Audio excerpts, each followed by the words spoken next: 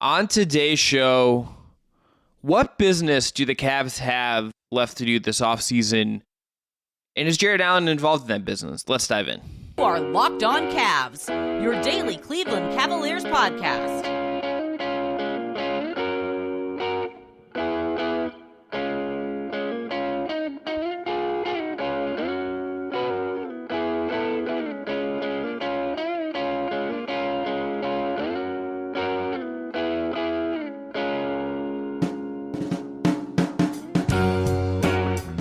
The music you heard on the way in is from our friends at Astro Radio. This episode is produced by the one and only Jake Stevens. I'm Chris Manning. That's Evan Dammarell. And today's episode, by the way, is brought to you by FanDuel. Make every moment more. Don't miss the chance to get your no-sweat first bet up to $200 in bonus bets when you go to FanDuel.com/LockedOn. We're going to start with Jarrett Allen today, and then we're going to transition to lineups the Cavs could use this season, and then we're going to look ahead a little bit.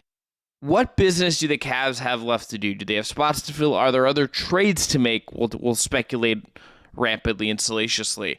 Let's start with Jarrett Allen, Evan. Mark Stein the other day in his Substack reported, not that there's like active trade talks, not that there's anything concrete, but here's what he wrote. Quote, on the same subject, he's referring to the Cavs, there have been some whispers this week that the Cavaliers are more open to trading Jarrett Allen than advertised for the obvious reasons. He appeared to struggle at the moment at various points of the Cavaliers' 5-game exit to the Knicks. So, Evan, I'm going to frame it this way. What kind of deal to you would make it worth it to trade Jarrett Allen if you're Cleveland? If there's a deal out there, if you're convinced that, hey, these playoffs last year told us something about him, what kind of deal are you looking for if you're Cleveland? So, full disclosure, we talked about this a lot, just from the pure lens of just the Cavs trading Jarrett Allen and you and I having this discussion. Like, you and I are in agreement, and I still feel this way, that the Cavs likely just cannot get a return that is comparable to what the value Jarrett Allen provides to them right now. But if I'm just looking for a package, you're satisfied with Max Strus and Georges Niang and Ty Jerome and like those three guys kind of bolstering your shooting rotation. But if you can find a permanent answer at small forward, yeah, you definitely would pick up the phone for that call. Maybe it's more of a tweener 3-4 guy, but that's a thing. Or at least gives you the ammunition to, I don't want to say recoup the loss from what you gave up for Donovan Mitchell, but reloads your magazine a little bit so you can maybe fire off a clip to maybe make a move if you're Cleveland to go and obtain that more tangible permanent solution at the wing spot, just because you're then just saying, like, okay, we're going to punt on this decision of Allen and Mobley and just stick strictly with Mobley, like, at the 5, I would assume in this scenario, or maybe he's the 4 and you have another big there as 2, but you really want to lean into the modern aspect of basketball then, and that is a perimeter-oriented offense. It's a guy who's very, very consistent from the perimeter, and you explore those options, but it's also a premium position, and I don't know if Jarrett Allen can get you that much.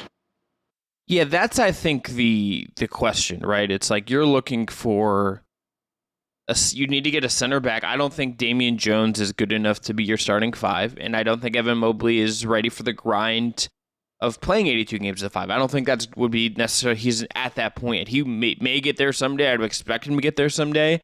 I don't think that's kind of in line with where he's at right now, headed into year 3, unless he adds a bunch of weight or something like that, come the fall. So like then you get into deals where it's like, okay, like if you take a slight step back at center, can you get a wing who really moves the needle? The Pelicans have been a team that we know have called on Allen, and if you go to that framework, it's like you're not getting Trey Murphy. I don't think in that deal. You don't have the assets to make New Orleans, who already has a ton of assets to trade with, to do stuff with. They don't need more picks necessarily. Like, you're not going to get Murphy back to take on Jonas Valanciunas. Then you're also in the spot where, like, are you paying Jonas Valanciunas for, like, ages 32 to 35 because he has 1 year left in his deal? It's, like, a really complicated value question because, like, I think on paper we would say, yeah, turn Jarrett Allen into wing. You figure out center. There's a lot of cheap centers out there you can make do, and your roster could overall better. I think in practice it's harder to find, like, a perfect Jarrett Allen trade when you flip around there a little bit. Yeah, and that's the thought process in of itself. And to your point, like, New Orleans is intriguing just because they have some of those younger players that could fit the mold. But like you said, Trey Murphy is off the table. The baseline of the package is Jonas Valanciunas, which, at least on paper, we talked about this a lot too. Like, offensively, like, Valanciunas doesn't give you a huge shooting bump, but he's a stretchier big, at least compared to Allen. And the issue in of it that is, one, Allen's a lot more mobile. He's a lot more athletic than Valanciunas is, and there's a noticeable defensive drop when you just compare the two players side by side with one another in terms of impact. And sure, Valanciunas has never played next to Evan Mobley. There could be some differences there, but like stylistically and just like I'm trying to think of the word here. Pliability. That's the kind of what I'm thinking of. It's just like the Allen is just gives you a little bit more of an oomph, and it's just a weird spot the Cavs are in, because you always think about how Jarrett Allen says the lights were too bright for us, and now everyone's just been using that quote nonstop for a lot of things. And at least according to Mark Stein, as you had noted, like the Cavs maybe feel like, okay, maybe the lights were a little too bright for him. Maybe he just isn't really built for this, isn't ready, because he did get roughed up quite a bit by Mitchell Robinson, Isaiah Hartenstein, and especially Josh Hart. And yeah, I think that's an area of concern.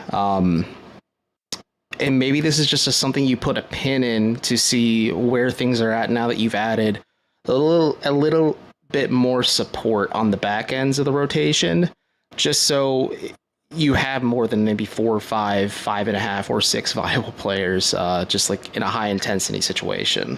Sure. And then it's like, look, you look at other teams. Dallas is a team that I'm pretty sure had interest in Allen. You know, like it's Tim Hardaway Jr. plus, you know, if they wanted to say, hey, we'll get Jarrett Allen, that's our aggressive move, we're not going to go at 8, and it's like you get the draft rights to Derek Lively because he hasn't signed his contract yet, and you get Tim Hardaway Jr., like, A, you're going into luxury tax at that point, so that's like a tricky part of it. And 2, like, that doesn't like really do it for me. Like, there's not like an obvious deal to me for a team that needs a center and can give you exactly what you want. I'm pretty sure at some point, like, this will just like die, or like something won't happen, or, you know, like there will be maybe a trade we don't see comes out of nowhere. I just can't find, like, even if they are open to it, which I think makes sense, and I don't think they should like be closed off to it. I don't think he's untradeable. I just can't find like a trade that gets them a center back and a wing that moves the needle, especially because they don't have the asset. So like it's because like theoretically you might need to deal extra stuff with Allen to get the wing and the center, and it's like I can't find a deal where the Cavs can get what they would want but not have the assets. It's like you made these moves, run it back with what you have, and I think you're okay at least for another year. And if Allen's bad again in the playoffs next year, then you know what, hey, then you know maybe you just kind of get more aggressive about moving him.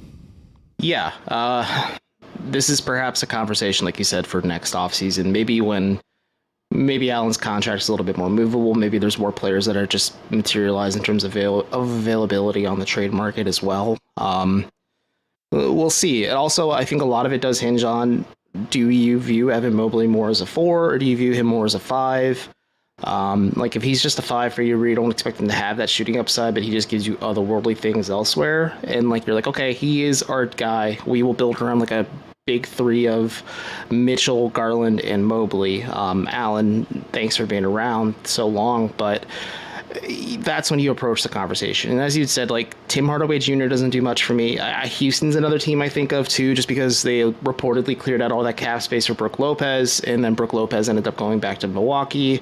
So there's that, but the Rockets probably don't want to give up any of their young players. They're obviously not going to give up any of the guys they just signed. And like, again, I just don't know how the toxicity of Dylan Brooks in that locker room would go. And then there's that, or you could look at a team like Oklahoma City or maybe San Antonio. If Thunder view Chet as a straight power forward and they don't want to play him at the center, they put a traditional center next to him. Or San Antonio views Wemby in the same regard too. But again, what centers are you getting back? That's the thing, is like, it gets tricky because neither of those teams really have enough that make the juice worth the squeeze, unless you somehow finagle a 3-team deal, and then that just becomes even more convoluted and just an even bigger thought exercise just to consider, because there's way too many moving parts for me to like kind of like put this together on the fly.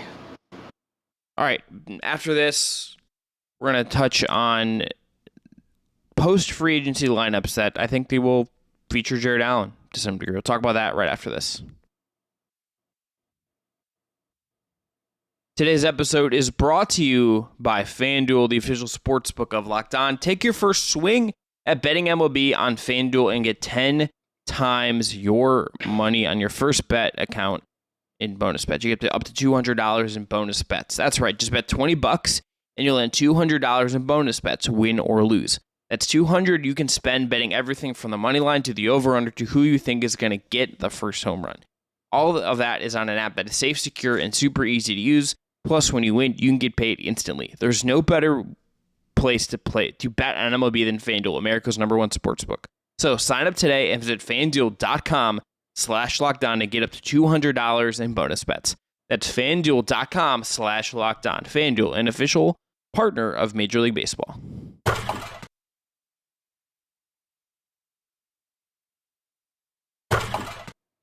All right, let's move on to free agency lineups. Evan, we talked about this a little bit when we talked about Max Strus the other day. Mm-hmm. But I would suspect that Strus is going to be the starting three. So I think if we're looking ahead to next year, here's what I would expect to be the starting five: Garland, Mitchell, Strus, Mobley, Allen. Mm-hmm. What do you think? That was a segue back to you. Oh, okay. I mean, we'll see how the competition goes in training camp. Maybe JB Bickerstaff prioritizes defense and thinks Strus is better utilized as, like, not a plug-and-play option, but a guy who's your 6th or 7th man alongside Karis LeVert. But that's a conversation we can have in a second. But I agree, just from a pure shooting aspect, this is something we touched on when we really dove deep into Max Strus as well, is he adds that depth and dimension that the Cavs need when they play two bigs with Mobley and Allen, and also as a guy who can be that safety valve if one of Mitchell or Garland is getting a ton of defensive pressure and the other one is maybe struggling to get it going. Like, he's a guy who at least keeps defenses honest, stretches things back out, and unless Okoro somehow just becomes like an absolute sniper from the perimeter, right now in pencil and on paper, it's Max Strus heading into the start of the season. And you kind of just get creative and fluid with that, where he's probably more than fine being the 5th banana in this offensive hierarchy to start the game. And he will take advantage of anybody getting attention in the paint and just kind of float around on the perimeter. And also, yeah, he can cut at times too, and he plays better than I think people give him credit for defensively. But yeah, I agree. Like, that's their starting five. So give me a 5-man lineup you want to see. Okay, so this will involve Karis LeVert, but I am definitely intrigued by Georges Niang quite a bit. So the lineup would be, let's just say Donovan Mitchell, Karis LeVert, Max Strus, Georges Niang, and let's go with Evan Mobley just for that passing upside. And it's just a lot of spacing. It gives Karis LeVert a little bit more comfort to attack the basket and maybe not be as much of a shooter as he was last season. And LeVert at least has the vision to kick out, and you have guys like Niang and Strus taking advantage of that, or even like Mitchell thriving in a lot of spread pick and roll stuff with like Niang or even Mobley. Like, there's a lot of versatility and creativity in that lineup that you could do a lot of cool stuff with, like off-ball actions just with the guys that are not handling the ball. That's what off-ball means, clearly, but like engage in that offensive flow like that. So I like that. I think where I think that gets interesting is how that lineup defends, because that lineup is very much tilted towards the offensive end. I think why you would do it. Niang is he's gonna try, but he's not a good defender. Strus is gonna really try, and I think is a better defender than Niang, but he's not locked down. LeVert was fine last year, but he's not like a lockdown guy. You know, it's on the big. It's on whether it's Allen or Mobley. It's on the big in those things. I'm curious to see how much JB Bickerstaff will be comfortable doing some of that. That to me is kind of an interesting consideration with this roster, because they're doing a different kind of thing with the kind of personnel they have than they had last year, and I'm really curious just to see, okay, how offense heavy do they lean? I'm really curious to see what they do in that sense. Yeah, it'll be interesting to see how often, because that was part of the approach, at least heading into this offseason. Clearly, the Cavs didn't go get more rugged defenders with zero shooting upside. They got guys that provide you a clear need, and I can kind of lump Ty Jerome into this too, where if you just really want to empower Karis LeVert as the lead guard and you just fully want to lean into offense, like you could run a lineup of like Jerome at one. It's positionless. So it'd be Levert, Jerome, Niang, Struss, and then Mobley. And you're asking a lot of Evan Mobley defensively there, but like that is so much spacing, so much shooting. And like if you have belief in Karis Levert as your lead six man, as your lead guard off the bench, and also like you have enough of belief in his playmaking and vision, like that could create a lot of fun wrinkles. Or using Evan Mobley as an offensive hub with a ton of off-ball action and screens and things like that. Like there's a lot of fun things you could do with that. But like you said, how comfortable is JB Bickerstaff playing a not super defensive lineup at some moments in a game?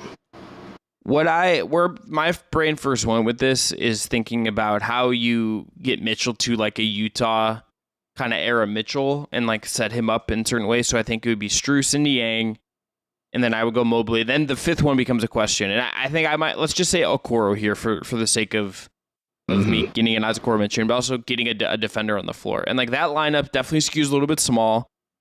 I might go Allen over Mobley there just for Allen statistically is a little bit better of a rebounder. I think a big thing for Mobley in year 3 will be the rebounder, will be him stepping up as a physical presence inside.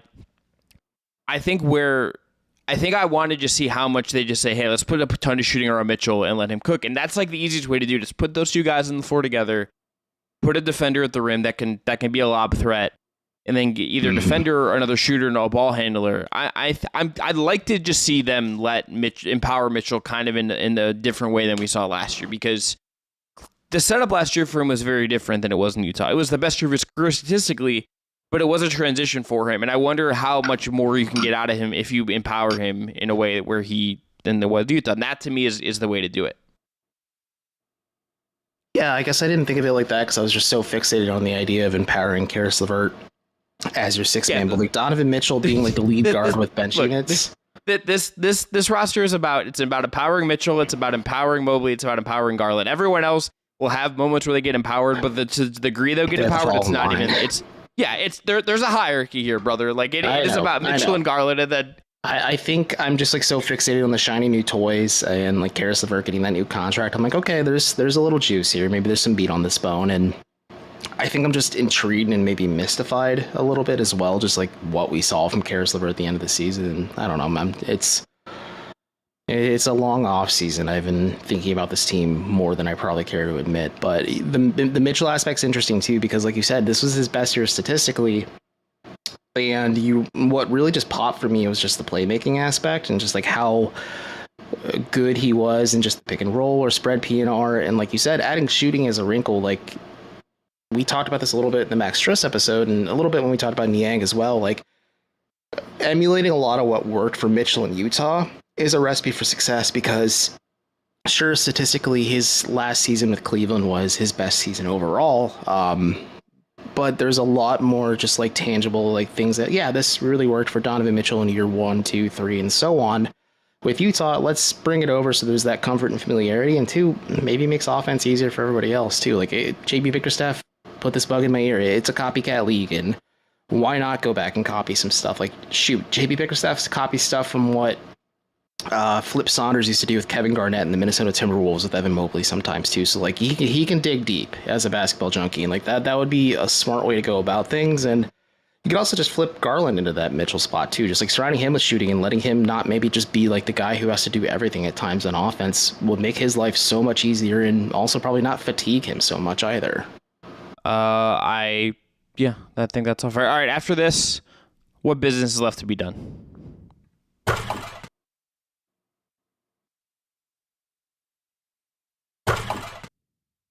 All right, Evan, I ask you what comes to mind. What do the Cavs still have to do? What stands out? So there are 2 open roster spots on this team right now. We'll see how Summer League goes. Maybe Isaiah Mobley goes from an RFA on a 2-way deal to a guy who fills one of those last roster spots. Again, we'll see. But we talked about this the other day, just in terms of like maybe signings. Like if Danny Green wants to come back, like that makes sense for me. But you need to add maybe one more vet to this locker room that is 1, comfortable with not playing every night, 2, is not completely overwhelmed when he has to play, and 3, like just provides you valuable experience and a wealth of knowledge. Just because this is a Cavs team that got quite a bit younger in terms of just like how they're working on the margins now. And other than that, like their options are kind of limited financially. So you kind of look at your options and just say like, yeah, we can take a stab at a vet and just add him for the vibes, quote unquote. But other than that, you're just heading towards training camp with maybe 1 or 2 open roster spots, and you just kind of keep evaluating what the team has internally and maybe make more of a decision towards the start of the regular season. I'm curious to see if there are maybe trades that they explore, because I think Niang is going to eat Dean Wade's roster minutes for the most part. Like he's going to be ahead of Dean Wade. You gave him more money than Dean Wade. You prioritized him in free agency. I think he's going to jump ahead of Dean Wade in the hierarchy. So do you look at using Dean Wade's salary to go make a trade for another wing and keep yourself under luxury tax? Do you take Sam Merrill's contract with the non-guarantee and use that for the same purpose, just for matching purposes, and go get another salary? I'm curious to see like if there are other things that they do just to kind of improve the roster in that way, because they don't have a ton of trade. They don't need to do it right now. But if you were going to say build a trade to get into like how they're going to improve the roster, get another wing, it's going to be via trade more than likely. You look at the free agency market now. Torrey Craig signed with Chicago on a 2-year deal. Robin Lopez is reunited with Brooke. Like, you're getting into the very bare minimums of free agency at this point. Like, there's trades to happen. There's very large star trades to happen. Those are not going to involve Cleveland. You're getting into just the bare bones of free agents at this point. Like, minimum guys, maybe small exception guys, veterans like Danny Green, like, Jeff Green's out there. But you're getting into just very bare bones stuff. So is there a trade that they would explore? And did he go back somewhere? Jeff Green signed a 1-year deal with the Rockets. Oh, why? Green. Tough. Good for him, I guess. Did he get more than the minimum? He got six. He got $6 million. So good for him. Collect all the money you can from the Houston Rockets. But like you're at this point in free agency where it's like you're not going to get a rotation guy. So if you do like want to still push for like a Royce O'Neal, can you do it? Do you have enough to do it? That to me is really all that's left to figure out here. Are there trades to make, and are there like minimum signings to do? So Royce O'Neal is an interesting name. Ditto, I'd say, for Dorian Finney-Smith too, even though they're different players, but they do fit a niche of kind of like what the Cavs could use more of.